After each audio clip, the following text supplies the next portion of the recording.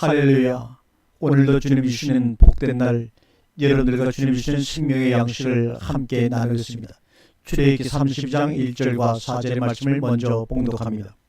백성이 모세가 산에서 내려오며 더딤을 보고 모여 백성이 아론에게 이르되 일어나라, 우리를 위하여 우리를 인도할 신을 만들라.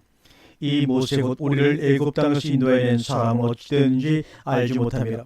아론이 그들에게 이르되 너희의 아내와 자녀의 귀에서 금고리를 빼어 내게로 가져오라.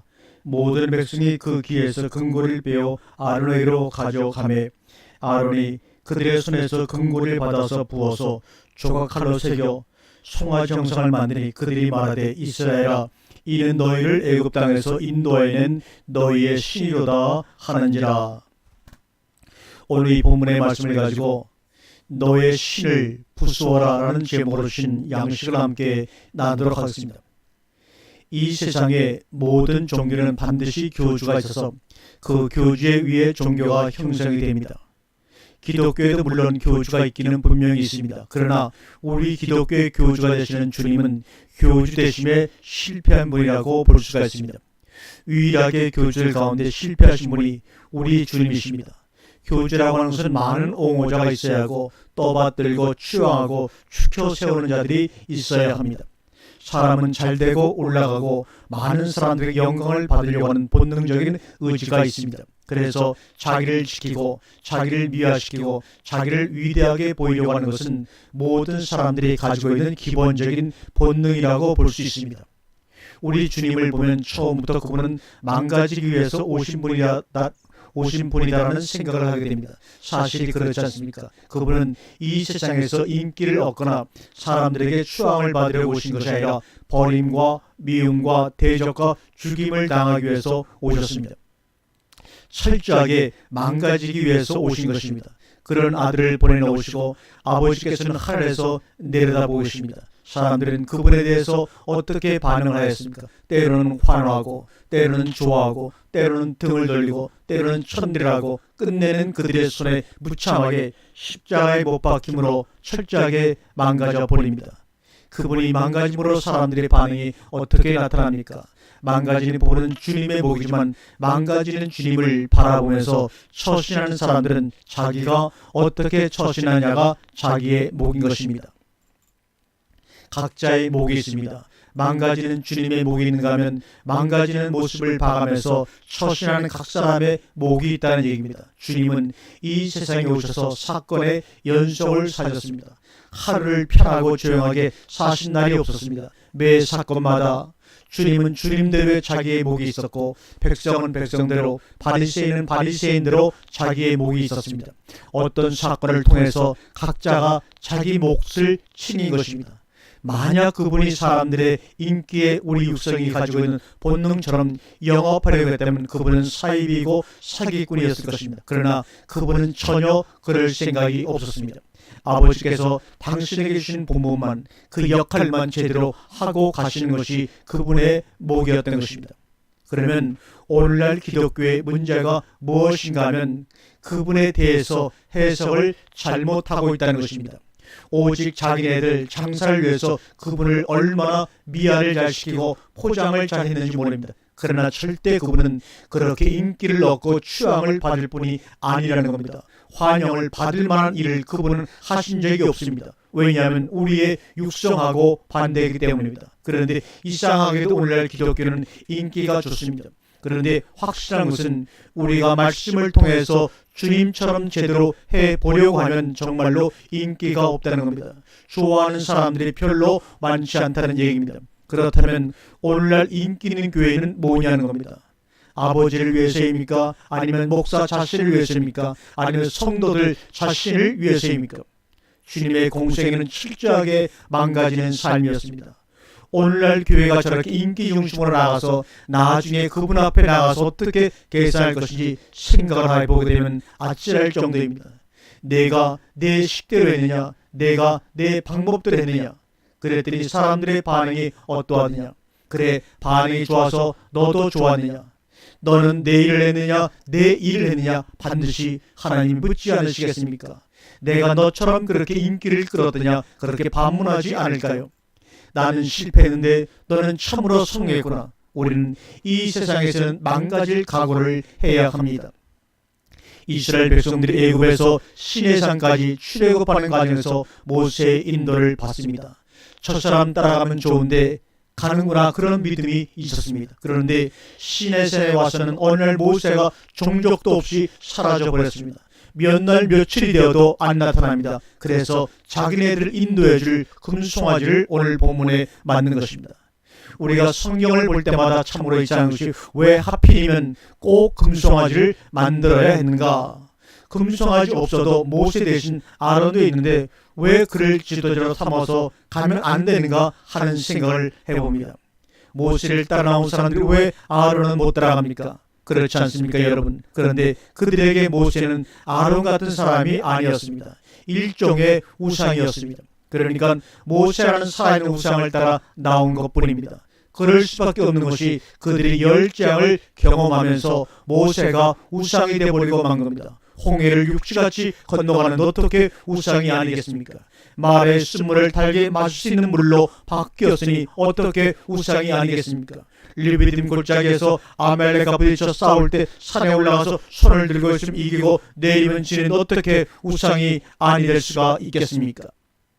애굽에서 시내산까지는 모세는 승승장구한 우상이었던 것입니다. 그런데 그 살아있는 우상이 없어진 것입니다. 아론은 우상이 아닙니다. 여호수아도 우상이 아닙니다. 이들은 사람이지 믿을 게 못되고 오직 믿을 만한 우상은 모세 한 사람인데 그게 지금 없어졌다는 것입니다. 그러니까 다른 우상을 만든 것이죠. 이것이 오늘날 기독교가 하나님을 뭐든지 다 해결하는 우상으로 만든 것입니다. 그래놓고 그 우상 성전에 길을 쓰고 있는 것입니다. 우상적 경영이 없는 교회는 절대로 모이질 않습니다. 무엇인가 자기 속에 우상이 있어야 믿는 실감이 나는 것이 바로 인간들의 연약한 본질입니다. 그러나 주님은 사람들이 하려고 하는 우상화 작업을 스스로 망가뜨리신 분입니다. 난 우상이 아니야. 우상일 수가 없다는 것입니다. 그래서 망가져 가신 것입니다. 단적인 예가 오병이의 사건의 요한복음 6장입니다. 사람들이 이적과 기사를 보고 임금을 삼으려고 합니다. 그것이 바로 그들에게는 우상을 만들려고 했다는 것입니다. 주님은 그 자리로부터 도망을 하십니다. 자기가 있어야 할 자리가 아니라는 것입니다. 우리는 이쯤 되면 어떻게 처신을 할까요?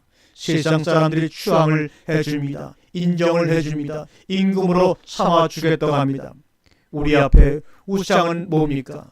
우리가 절대 믿을 만하고 신뢰할 만한 우상은 뭡니까?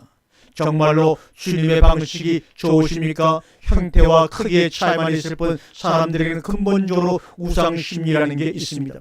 우상을 좋아합니다. 하나쯤은 우상이 있기를 원합니다. 그것이 돈일 수도 있고 명예일 수도 있고 남편일 수도 있고 자식일 수도 있고 아니면 내가 다니는 큰 교회 건물일 수도 있고 이름이 있는 목사일 수도 있습니다. 그것이 연예인이든 정치인이든 위인이든 명예이든 자식이든 돈이든 누구든지 간에 사람 사이에는 우상이 있어줘야 든든함을 느낍니다. 그런데 우상으로 있어줘야 할 모세가 없어졌습니다. 분노하고 치를 떨고 화가 갑자기 나는 겁니다. 그래서 대신 나온 것이 바로 오늘 본문의 금송아지인 것입니다. 뭔가를 하나 만들어놔야 든든하고 푸근하기 때문입니다. 잠언 6장 20절의 말씀을 봅니다. 내 아들아 내 아비의 명령을 지키며 내 어미의 법을 떠나지 말고 그것들을 항상 내 마음에 새기며 내 목에 매라. 그것이 너의 다니는 동안에 너를 인도하며 너의 잘 때에 너를 보호하며 깰 때 그것이 너로 더불어 말하리라. 우리가 우상화 작업을 포기하고 아비의 명령과 어미의 법을 마음에 새기고 내 목에 매야 합니다. 그것이 내가 다닐 때 그것이 인도할 것이고 그것이 내가 잘 때 너를 보호할 것이고 그것이 내가 깼을 때 너하고 대화를 할 것이라는 얘기입니다. 여러분 도대체 우상이 뭡니까? 우상은 첫째 어떤 형체를 가지고 있습니다. 설령 외형적 형체가 아니라 해도 이미지적으로라도 형체를 가지고 있습니다. 두 번째는 그것에 대해서 절대 신뢰하는 마음이 있습니다. 눈에 보이고 그럴싸하니까 그렇습니다. 그런데 잠언의 말씀을 보니 내 아비의 명령, 내 어미의 법 이건 형체가 없습니다. 명령이고 그냥 법입니다. 길동무이고 옆에서 잠자는 친구이고 대화 상대인 것입니다. 마음에 새기고 목에 매라 유일한 너의 상대자라는 말입니다. 잠언 6장 13절에 대저 명령은 등불이요 법은 빛이요 훈계 책망은 곧 생명길이라고 말합니다. 내가 다닐 때 명령은 너의 등불이고 법은 너에게 빛이다. 왜요? 내가 잘 때 지켜주니까. 그리고 훈계와 책망은 생명의 길이다라고 말합니다. 내가 깼을 때 어디로 갈 것이냐? 상대가 있다는 겁니다. 창세기 2장적으로 말하면 돕는 매필 켄의 그도이란 말입니다. 24절에 이것이 너를 지켜서 악한 계집에게서 이방 계집의 혀로 호리는 말에 빠지지 않게 하리라고 말씀하고 있습니다.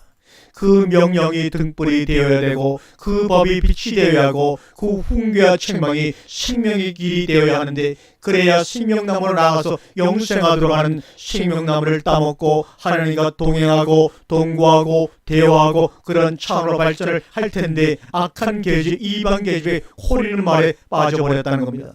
여기서 악한 계집, 이방 계집의 혀, 이것이 다 오늘날 타락한 기독교를 말하고 있는 것입니다. 이것을 계시록은 음녀라고 하는 겁니다. 말씀대로 하지 않고 서로 홀리는 말에 빠진 것입니다. 주님이 망가져가는 인생을 사셨다면 그들을 따르는 우리도 망가져가는 인생을 살 수밖에 없는 것입니다. 세상에서 도대체 망가진다는 게 뭔가? 버림을 받는다는 것입니다. 세상은 절대로 우리를 환영하지 않습니다. 그러니까 우리는 그 주님을 사랑하든지 아니면 그분을 짓밟고 뒤돌아서 가든지 둘 중에 하나입니다. 이것이 주님을 따르는 사람들의 목인 것입니다. 아직도 우리 마음속에 어떤 우상적인 요소가 있어야만 유한을 받을 수 있다면 우리는 아직도 광야에서 방황하는 이스라엘 백성일 수밖에 없습니다. 모세는 정작 하나님 말씀을 따라가는데 백성들이 스스로 모세를 우상을 만들고는 그 낭패를 본 것입니다. 모세 우상이 없어져야 합니다. 그렇지 않으면 제2의 제3의 금송아지가 나올 것입니다. 너의 신을 부숴버리시기를 간절히 축원합니다.